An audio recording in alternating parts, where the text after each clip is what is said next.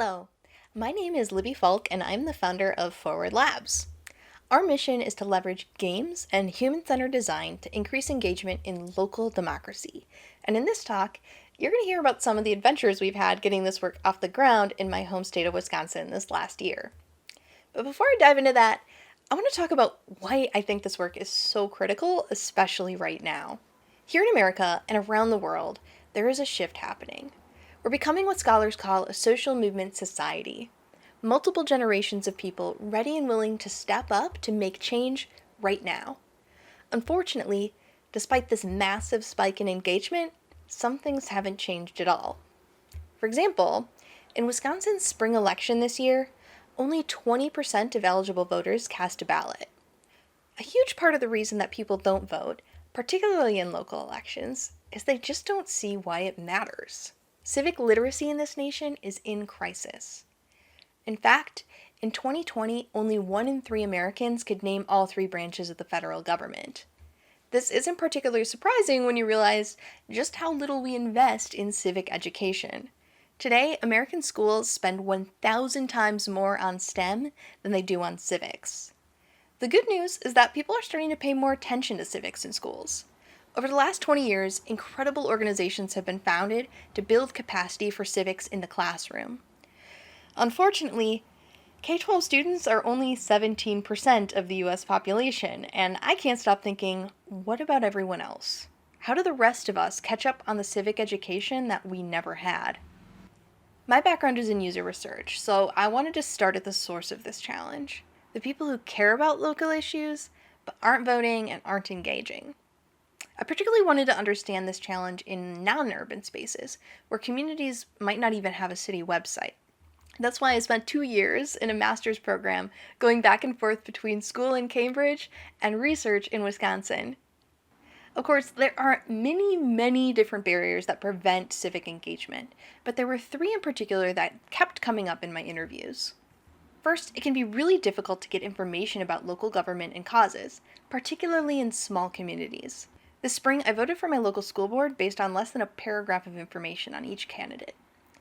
Second, as I've already mentioned, it's really hard to learn how civics actually works. If you do step into a space like a city council meeting or a political party meeting, the learning curve is very steep. It's intimidating.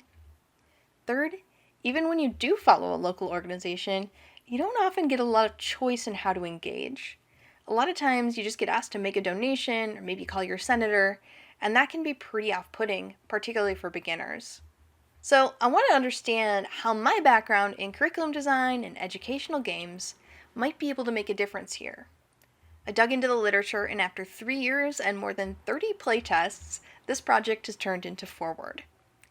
Forward is a mobile game that delivers daily challenges and trivia questions players can complete to win prizes, support the causes they care about, and make real change starting locally. This project aims to do 3 things really well. First, I wanted to think about what would actually drive people to play this game. We tried a lot of different mechanics and engagement loops in these pilots, and the ones that players actually like the most are pretty simple: prizes and team play. There are still a number of other ideas we'd love to test, such as location and time-based triggers for play, but we haven't quite gotten there yet. Second, we've built personalization into the core of the game. We avoid overwhelm by delivering a limited number of actions each day based on the player's preferences and priorities. Third, we focus on municipal and county level causes, where the action of only a small number of people can make a really big difference. This level of efficacy is important if you're trying to just get people to trust democracy. The challenge here is that it's really hard to find local information, which is why the crowdsourcing of new missions and trivia is part of our gameplay. So what does this look like in action? I'm going to spend the rest of my time sharing what this has looked like on the ground since I graduated and moved back to Wisconsin to do this work. Our first statewide public pilot of this idea took place last October in the lead up to the 2020 presidential election. We teamed up with the Wisconsin League of Women Voters and local comedian Kristen Bray to run a virtual scavenger hunt about voting. Over 4 days, we released 98 missions that challenged players to creatively share official information about voting in their local communities. Players competed for small prizes by completing tasks such as do chalk art near your favorite cafe about how to register to vote, or make a plan to vote. And they answered trivia questions about Wisconsin government and voting.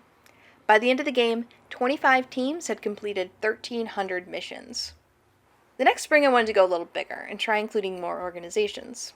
During Earth Day week of 2021, we ran another 4-day virtual scavenger hunt, this time challenging players to complete missions and answer trivia questions related to environmental justice and climate action initiatives in Wisconsin. What was really exciting about this game is that 22 organizations created the game's 152 missions.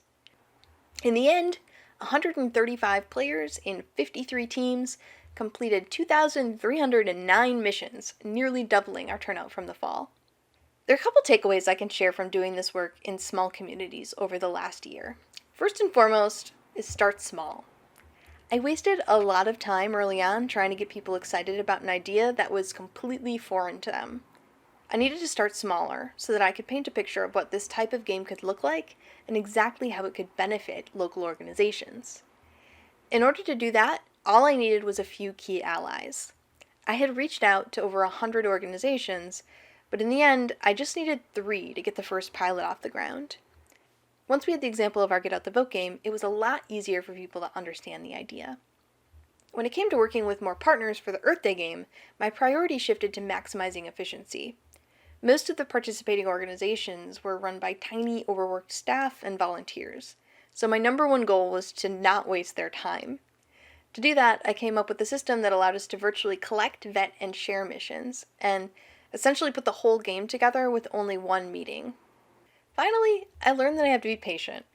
Some organizations just aren't going to get on board until this is much more thoroughly vetted, and some probably never will. But it's been tremendously encouraging to see more and more people and organizations understand the value of game-based approaches for their followers as they watch what we've been doing with Forward. So what's next for Forward? I'm planning to run another Get Out the Vote game next year, to do it over a longer period with more partners in multiple issue areas. The goal is to launch on Wisconsin's birthday, May 29, 2022, and to run a 6-month pilot across the state with daily challenges and daily prizes that highlight local organizations covering an array of issues. We want to prove that this game can increase voter turnout and civic knowledge scores among players, that it can increase followers for local partner organizations, and we want to test revised game mechanics over a longer period of time with more players. Some of the new features we want to test include the ability to earn badges and level up, play in teams of friends, play against other cities, win prizes such as art grants, and we want to offer a comprehensive introduction to Wisconsin local government. To conclude, I want to thank all of the organizations and volunteers who have helped with our pilots and playtests over the years, and Games for Change for the opportunity to share this work with you. If you're interested in following this project or getting in touch, please visit www.forwardlabs.io or follow us on Facebook, Twitter, or Instagram. Thank you so much for watching this talk.